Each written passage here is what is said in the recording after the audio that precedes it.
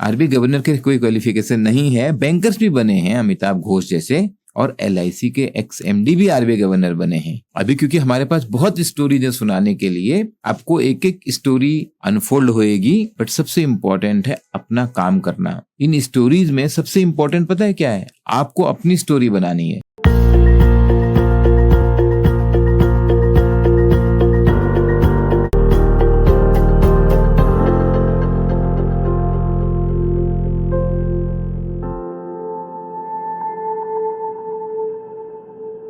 Hi everyone, welcome to iExamBee for 50% faster preparation for your job। मेरा नाम है चंद्र प्रकाश जोशी और हम बात कर रहे हैं आरबीआई से रिलेटेड वो स्टोरीज, कुछ पर्सनल एक्सपीरियंस, कुछ पढ़े हुए और कुछ सुने हुए। इन स्टोरीज में आपको आरबीआई के बारे में बहुत कुछ सीखने को मिल रहा है जो आपके एग्जाम में भी काम आएगा। आपको आरबीआई के साथ साथ पूरे बैंकिंग सिस्टम के बारे में, पूरे फाइनेंशियल सेक्टर के बारे में जानने को मिल रहा है। और आज की वीडियो में मैं वो बात कर रहा हूँ जो आप में से बहुत कम लोगों को पता है, लेकिन उस पर मेरे पर प्रश्न बहुत आते हैं। बहुत कम लोग जानते हैं कि आरबीआई में, आरबीआई के कैडर से जो आरबीआई ऑफिसर ज्वाइन किए हैं वो कोई गवर्नर बना है।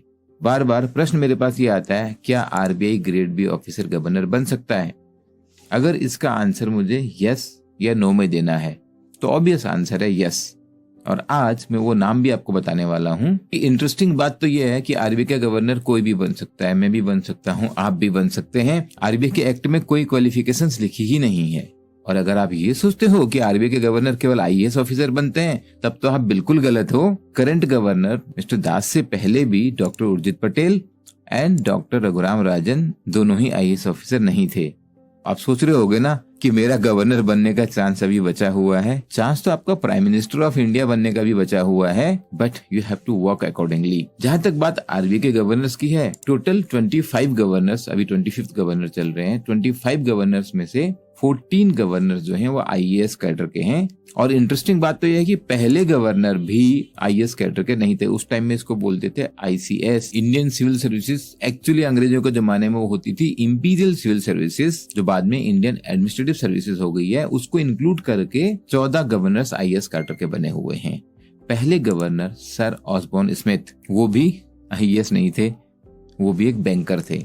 उनके बारे में डिटेल में किसी और स्टोरी में कवर करूंगा। पहले गवर्नर के बारे में आपको जानना ही चाहिए। आज मैं उस गवर्नर की बात कर रहा हूं जो आरबीआई कैडर से आगे बढ़ के आरबीआई में गवर्नर भी हुए।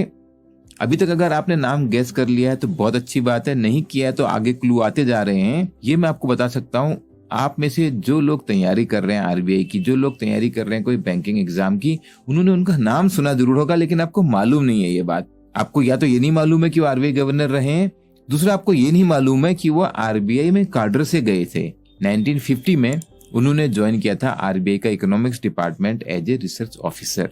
और ये तो आप जान रहे हैं, मैंने एग्जांपल दिया रघुराम राजन और उर्जित पटेल का, कि आरबीआई में नोटेड इकोनॉमिस्ट को गवर्नर बनाया जाता है। सी रंगराजन भी उनमें से एक बहुत इंपॉर्टेंट नाम है। आरबीआई गवर्नर के कोई क्वालिफिकेशन नहीं है, बैंकर्स भी बने हैं अमिताभ घोष जैसे, और एलआईसी के एक्स एमडी भी आरबीआई गवर्नर बने हैं। अभी क्योंकि हमारे पास बहुत स्टोरीज है सुनाने के लिए, आपको एक एक स्टोरी अनफोल्ड होएगी, बट सबसे इम्पोर्टेंट है अपना काम करना। इन स्टोरीज में सबसे इम्पोर्टेंट पता है क्या है? आपको अपनी स्टोरी बनानी है।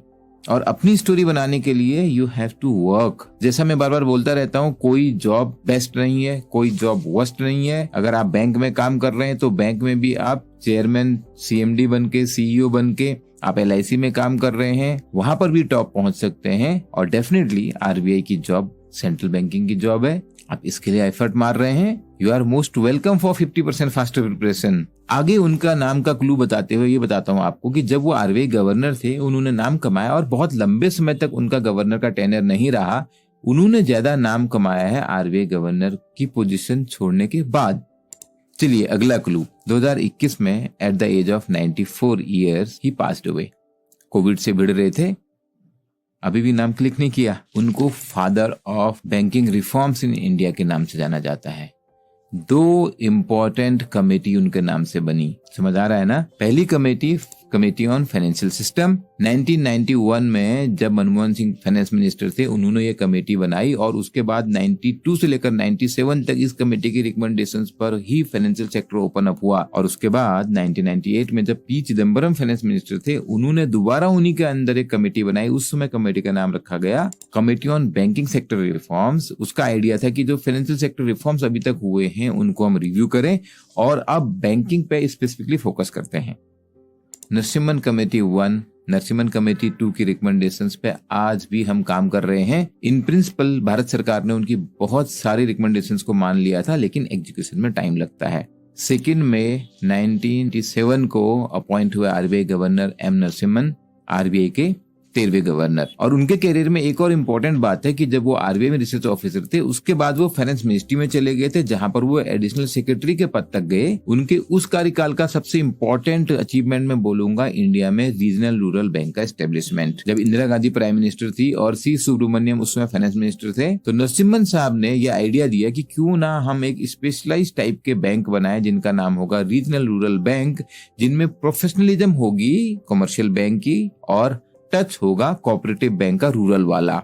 आइडिया बहुत अच्छा लगा, तो भारत सरकार ने नरसिम्हन के अंदर ही एक कमेटी बना दी। उसका नाम वर्किंग ग्रुप था, छोटा था वर्किंग ग्रुप। 31 जुलाई 1975 को उन्होंने अपनी रिपोर्ट सबमिट करी और सरकार ने फटाफट ऑर्डिनेंस लाया। इंदिरा गांधी के काम करने का स्टाइल तो एकदम फटाफट था। उन्होंने ऑर्डिनेंस लाया और 2 अक्टूबर 1975 को पहला आरआरबी इनॉग्रेट भी कर दिया। एक्ट तो पास हुआ 1976 में।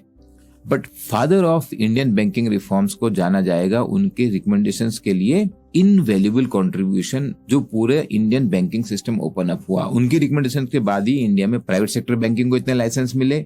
बैंक की ऑटोनॉमी की बात हुई। उन्होंने क्लियरली बोला आरबीआई का जो स्टेक है, पहले एसबीआई, एनएसबी, नबार्ड, इन सब की जो शेयर होल्डिंग होती थी तो आरबीआई के पास होती थी। उन्होंने बोला आरबीआई एक और तो रेगुलेटर है और दूसरी ओर ओनर है, तो ये गलत है, ये आरबीआई को ओनर नहीं होना चाहिए यहाँ पे। तो आरबीआई ने फिर अपनी ओनरशिप भारत सरकार को पास करी। इसी तरीके से उन्होंने बैंकों के लिए भी बोला कि बैंकों में, पब्लिक सेक्टर बैंकों में भारत सरकार की इतनी ओनरशिप की जरूरत नहीं है, ओनरशिप डाइल्यूट करनी चाहिए। 33% तक ही भारत सरकार को उसमें अपना स्टेक रखना चाहिए। उस पर आज भी काम चल रहा है। उन्होंने बैंकों की ऑटोनॉमी के लिए ये भी बोला, जो भारत सरकार के नॉमिनी डायरेक्टर अपॉइंट होते हैं बोर्ड में, वो इंटरफेयर करते हैं। एमपीज, खासकर सिटिंग एमपीज अपॉइंट होते हैं, उनको ना रखा जाए बोर्ड में। काफी हद तक इस डायरेक्शन में काम हुआ। वो तो ये भी बोलते थे कि आरबीआई के ऑफिसर्स भी बैंकों के बोर्ड में नहीं होने चाहिए, क्योंकि बैंक के बोर्ड में होने से आरबीआई ऑफिसर भी कहीं ना कहीं रेस्पॉन्सिबल हो गया उस बैंक के डिसीजन के लिए।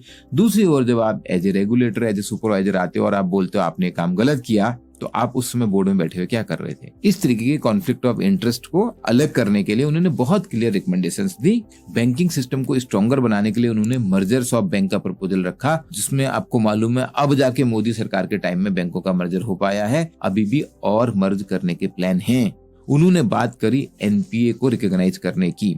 उस समय इंडियन सिस्टम में इतना ज्यादा एनपीए भरा हुआ था, नॉन परफॉर्मिंग एसेट, उसका ठीक से रिकॉग्निशन भी नहीं था।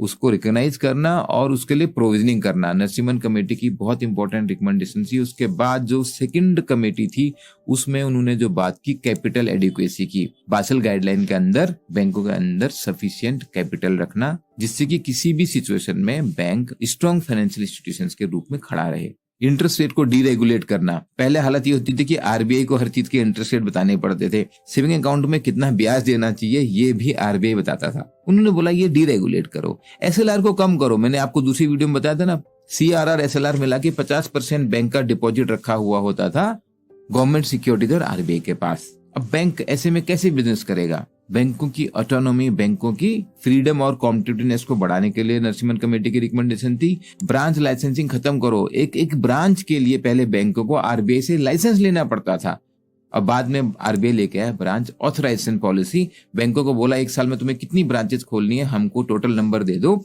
ये बता दो कितनी शहर में खोलोगे, कितनी गांव में खोलोगे। उसका प्रोपोर्शन डिसाइड किया गया कि आपको मिनिमम इतनी परसेंटेज ब्रांचेस रूरल एरियाज में खोलनी है, लेकिन एक ब्रांच के लिए अप्रूवल लेने की जरूरत नहीं है हमसे। इस तरीके की गाइडलाइन नरसिम्हन कमेटी से आई। एक्चुअली नरसिम्हन कमेटी की रिकमेंडेशंस पे तो एक वीडियो 1 घंटे का भी कम होगा, but I am trying to highlight the importance of M. Narasimhan, who understood banking and central banking so much in deep that he is known as a father of banking reforms in India. जब वो RBI में governor थे, आपको पहला video याद है balance of payment crisis का? लेकिन नरसिम्हन साहब ने उस तरीके का बैलेंस ऑफ पेमेंट क्राइसिस उससे पहले, एक दशक पहले, उसमें भी गल्फ वॉर हुआ था। उसमें वॉर क्या हुआ था, इराक ने ईरान पे हमला किया था। तो जब जब गल्फ वॉर होता है ऑयल प्राइसेस बढ़ जाते हैं और हमारे देश में सबसे ज्यादा इंपोर्ट ऑयल का ही हो रहा था, हमारे पास फॉरेन एक्सचेंज कम पड़ जाता था। नरसिम्हन साहब उस समय आरबीआई के गवर्नर थे। उन्होंने जाके फाइनेंस मिनिस्टर वेंकटरमन साहब को बोला कि सर अभी हमको आईएमएफ से पैसा ले लेना चाहिए, ये वॉर होने वाला है और हमारे को पड़ जाएगा फॉरेन एक्सचेंज कम। लेकिन न तो फाइनेंस मिनिस्टर को इंटरेस्ट था उस बात में और न उस समय के फाइनेंस सेक्रेटरी को। सेम स्टोरी जो उसके 10 साल बाद फिर से रिपीट हुई। सरकार के लोगों को लगता था हम तो पैसा ले आएंगे, कोई न कोई तो हमें दे ही देगा। बट यहाँ पर आरबीआई गवर्नर एम नरसिम्हन शांत नहीं रहे। उन्होंने देखा फाइनेंस मिनिस्टर मेरी बात समझ नहीं रहे हैं, वो पहुंच के प्राइम मिनिस्टर के पास। मोरारजी देसाई प्राइम मिनिस्टर थे, उनको उनकी बात में लॉजिक लगा। उन्होंने बोला आप नोट सीधे प्राइम मिनिस्टर ऑफिस को भेजिए, हम इस पे काम करना शुरू करते हैं। अंदर की पॉलिटिक्स क्या हुई ये तो मैं नहीं जानता और न मुझे अभी तक कहीं मिली है, लेकिन नरसिम्हन साहब को आईएमएफ ही भेज दिया गया एग्जीक्यूटिव डायरेक्टर बना के, और वहां से उन्होंने पैसा दिलवाया भारत सरकार को। उस समय हमारा balance of payment crisis avoid कर दिया गया। हो सकता है भारत सरकार ने बोला कि आईएमएफ से पैसा लाना इतना भी आसान नहीं है, आप इस चीज को अच्छे से समझ रहे हैं और इस समय हमारी ये ज्यादा बड़ी प्रायोरिटी है, बजाय कि यहाँ पर आप आरबीआई गवर्नर और कंटिन्यूड रहें। 2 मई 77 को ये अपॉइंट हुए थे और 30 नवंबर 77 तक ही उनका आरबीआई गवर्नर का कार्यकाल रहा और वो चले गए आईएमएफ में एग्जीक्यूटिव डायरेक्टर बन के। उसके बाद वो वर्ल्ड बैंक में भी रहे और उसके अलावा वाइस प्रेसिडेंट रहे एशियन डेवलपमेंट बैंक में। और जहां पर भी उन्होंने काम किया, चाहे वो एडीबी के चीफ हो उस टाइम के या आईएमएफ के चीफ हो, उनके बारे में पब्लिकली उन्होंने बोला the creativity of M Narasimhan and his contribution. IMF के उस समय के मैनेजिंग डायरेक्टर जेके शैम्पू ने अपने एक बहुत बड़े अचीवमेंट के रूप में बोला भारत सरकार को सही टाइम पर लोन देना, इंडिया में उससे balance of payment crisis avoid किया जा सका। देश के फाइनेंस सेक्टर में एम नरसिम्हन साहब के कंट्रीब्यूशन को देखते हुए ही सन 2000 में उनको पद्म विभूषण अवार्ड, जो सेकंड हाईएस्ट सिविलियन अवार्ड है, भारत सरकार ने दिया। एक अनइम्पोर्टेंट बात है बट रिलेटेड बात है कि एम नरसिम्हन हमारे second president of India doctor Sarvepalli Radhakrishnan के ग्रैंडसन थे। आज की इस स्टोरी से मैं आपको यही कहना चाहूंगा कि अगर आप में टैलेंट है, अगर आप में क्रिएटिविटी है, अगर आप में कमिटमेंट है, तो आपको ऊंचाइयां छूने से कोई नहीं रोक सकता। इस तरीके की स्टोरीज में कवर कर रहा हूं इस सीरीज में। आपको ये अच्छी लग रही हो तो प्लीज लाइक कीजिए, शेयर कीजिए, चैनल को सब्सक्राइब कीजिए। We at iExamBee are here to make your job preparation 50% faster, to unfold your potential, to build success and build happiness. All the best.